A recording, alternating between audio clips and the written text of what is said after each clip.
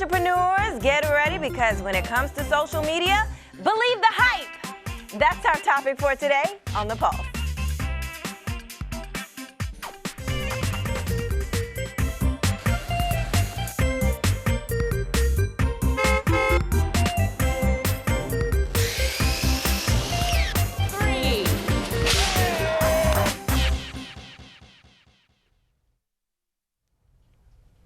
Hello, I'm Denise Roberts and welcome to The Pulse, the show dedicated to helping Prince George's County businesses.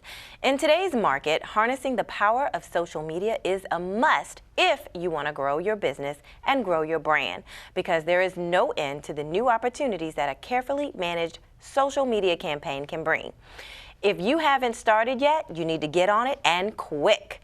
Joining me today is returning guest Lynn Cooper, Chief Social Officer of Socially Ahead, a social media strategy company that helps businesses establish and maintain a social media presence. Welcome back to the show. Thank you so much for having me again. You're welcome. So, you know, I'm thinking about, I know last time you were here, we talked very broadly about social media, and I do want to get very specific or to specific platforms. But before we do that, you know, I'm not somebody who watches television and listen to the radios. You know, the shows I watch during the day are on DVR, so I'm speeding past the commercials. And I guess my question is social media surpassing, you know, TV and radio marketing today? Absolutely. I literally just finished a campaign where the radio ads, who they've spent thousands and thousands of dollars in TV ads, completely bombed. Okay. And the digital media was where the hits were, because you got to think about where your users is. Right. Like you said, you're always on the go, you're always busy, but something that you always have in your hand is your phone. And so a great way to reach people is through mobile marketing, digital marketing, because it's right then and there. And like you said, we fast forward through commercials. Our society has changed, so those archaic methods no longer work. Right, right, okay. So I want to talk about Facebook today. A couple of them, but Facebook being one of them. It's so widely used. Is it a good place or space for small businesses to market? I think it's a wonderful space for small businesses to market, because not only can you reach your consumer, but you can do research on your consumer. You can learn more about your consumer. If you take the time to go and sit, you can see what things are relevant to them, what issues are relevant to them, and you can also spy on your competitors and know what they're doing. Okay, that sounds like. Did you say spy on your competitors? Yes, absolutely. that's it, but it sounds like a full-time job. It is a full-time job, and I think business owners need to realize that if they want to be successful in their marketing realm, this is something they need to take off of their plate and give to someone who's qualified to do so. Okay. It is now turned into a position where 10 years ago it wasn't. Right. So now digital marketing, have a digital strategist on your team is relevant, unless you want to be Blockbuster or Circuit City. And what are some of the effective strategies that can be used for marketing on Facebook? Wow, there are tons, but I definitely want to say, first of all, make sure that you are leveraging your Facebook platforms on all of your marketing materials. I think a lot of people set up Facebook and then they kind of forget about it. They forget to put it in their store window. They forget to put it on their flyer. That's number one. And secondly, you want to make sure that you take all of your traffic off of your Facebook and drive it back to your website. You spent thousands and thousands of dollars on this website that you have just sitting there dormant. Okay. So make sure that you leverage Facebook as a resource to direct people to come to your website and actually purchase and or call. That's what you want them to do, because at that split second when that person's looking on their phone, they might be like, oh, okay, that's nice. I got a nice little Facebook post. Right. Make sure that you also give calls to action on Facebook. That is huge. A lot of people put up product or services, but they don't tell people what they want them to do. Be direct. Buy now, click now, learn more. Whatever you need them to do, but make sure you tell them. Okay. Okay. Another one is making sure that you actually utilize Facebook ads. Okay. And this is really, really apparent, because what a lot of people don't realize is just because I've liked your page on Facebook does not mean I'm going to see your post. Okay. The algorithm within Facebook, in the same way with your friends, if you're on your personal page, if I'm not in constant contact with you, you're not relevant. You're not going to come up for me. So the other thing is making sure that you use Facebook ads to leverage your existing consumers. And it doesn't have to be something huge. It could be $5 a day that you put towards your budget just to make sure that people come to your page and actually see your content. Okay. What are some of the do's and don'ts? Wow, there are tons. So like I want to go with don'ts first, because I mean the do's are, you know, I kind of went through some of them, but the biggest mistake I see is people setting and forgetting. Okay. They just sit there and they just don't push content out. and they don't take it seriously. They take, they think social media is for the teenagers or for the young kids. This is something that you can pass on to a young person because they're always on their phone. But I really want to reiterate for small business owners that they understand that this person is your mouthpiece for your entire company to the world. We are no longer in a local economy, we're in a global economy. Yeah. And so this person needs to have skills in not just technology, but communication. Okay. And really, this is psychology and sociology because this is about your consumer and their buying habits. So having a background in marketing, not just handing it off and saying, hey, intern, go post these things on social media. Okay, okay. And when's the best time to actually post? So the great thing is this actually differs based upon your brand and your target consumers. Okay. And there are a myriad of tools that you can use to find out the best times for you to post. The biggest thing is going back to the data. Using those analytics on Facebook in your insights page, it'll let you know when are people reacting, what are the times, and you use that data to then justify your time. Okay, hold that thought. We'll be right back. More with our guests when we return, but first, the Pocket-Sized Business Guide is next.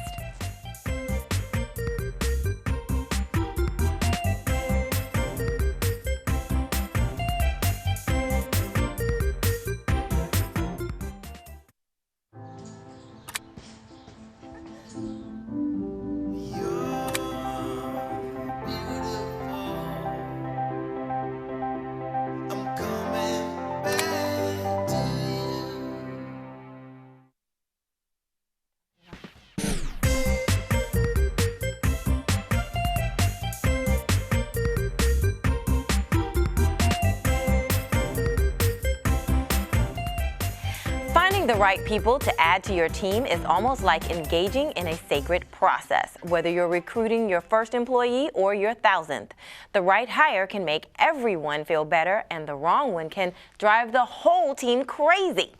Here are a few tips to consider, courtesy of Entrepreneur.com. First, use the 3-interview minimum rule.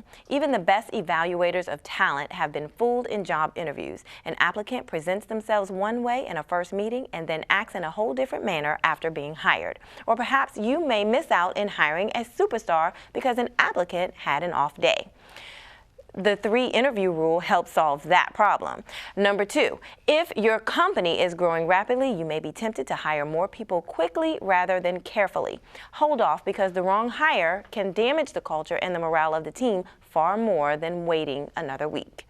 Number 3, certain roles such as that of Chief Financial Officer simply require someone with a high level of experience, but for other positions, hire candidates with winning attitudes and who fit in well with existing staffers. Their positivity will be contagious, and their can-do outlook will endear them to the co-workers who will be training them. Fourth, asking open-ended questions during the interview process can help you identify a candidate's fit. This is very important because every business has a culture, and it's okay to have that unique vibe. And finally, set expectations and do it in the beginning. The better job that you as an employer do in explaining the environment and the role, the more likely a new hire will meet and exceed your expectations and your team's as well. Hopefully these tips are helpful to you for when you think about your hiring process. We'll be right back. People think I'm trash, but they're wrong. Today I'm just an aluminum can, but one day I could be a stadium.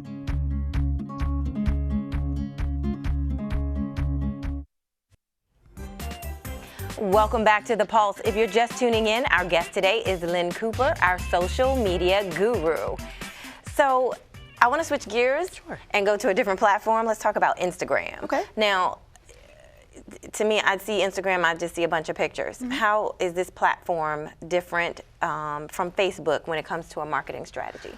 Actually, every social media network definitely has a different marketing strategy. I just want to say that first, that you cannot have one strategy for all of your platforms because they speak differently. So like you said, Instagram is very visual. So versus Facebook, when you're trying to get more conversation going, and Twitter, trying to get conversation going, Instagram for small businesses is great if they have a product-based company.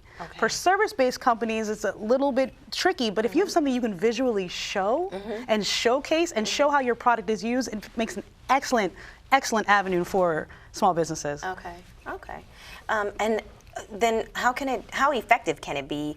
You know, like I said, it's mainly pictures. How do you know? So think about it. When you're driving down in your car, let's go old school. When you're driving in your car and you see a billboard, it catches your eye, you stop and read it. So that visual, whatever you choose, then the person goes back and actually sits and reads your copy, which is in that copy, you're going to let them know what you're offering, what are the benefits, and actually how to purchase and buy that product. Okay, so what are the pros and cons of Instagram? Pros and cons of Instagram are you have a much younger audience. So if your target audience is between the ages of, I would say, 15 to about 30, Instagram is a great place for you because those are the most active users on Instagram. Oh, okay. Yeah. Okay. And then a con is, though, if you're not a visual-based business, if you're not good at taking photos, if you're not very creative, it could be painful and you'll actually be hurting your business by posting up the wrong things. Okay. I see a lot of small business owners thinking that immediately their first post are sales, they're advertising. And that's not the goal. You're there on social media to first be social and build a relationship with people. Okay, all right. How do you know when and if it's working?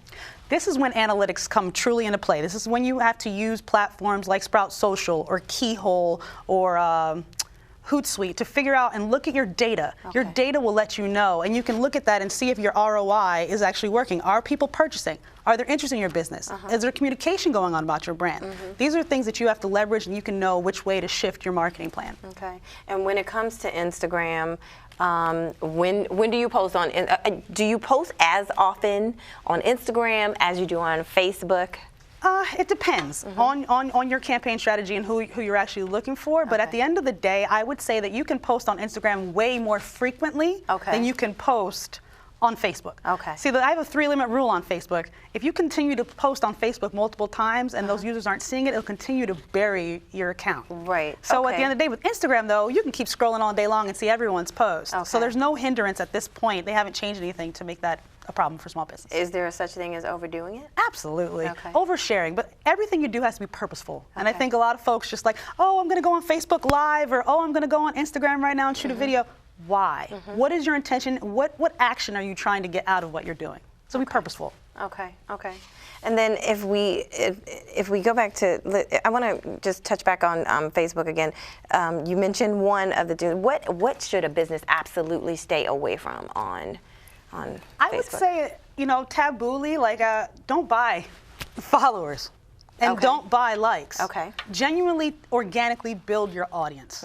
And that's what you really want. Why infiltrate numbers? Those numbers don't help your brand or your business, especially when it comes to actually selling. Brand awareness, that could be questionable, but don't go and think that if you're going to build it, they will come. You have to actively go out there and pursue your consumers. And that means going through different groups, going to and reposting on other pages, not just your own. And so you can buy Facebook followers, on Facebook and Instagram and everywhere? There are algorithms and tricks that are taboo. But yes, people do buy them because that fear of missing out, that fear of going, oh, well, is this person relevant or not, whether or not they have likes or followers. But really, I don't look at that. I look at engagement. Okay. Lynn Cooper, thank you so much for coming in. And we look forward to having you on again because we're going to need your help.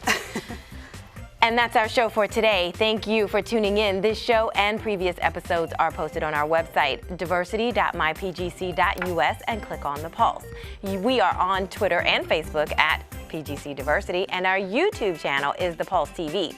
If you have a business question, send it to us on Twitter or Facebook, and we will answer it for you and mention your business on this show. But don't forget to use the hashtag #AskThePulse. I'm Denise Roberts, and remember, in Prince George's County, your success is our success.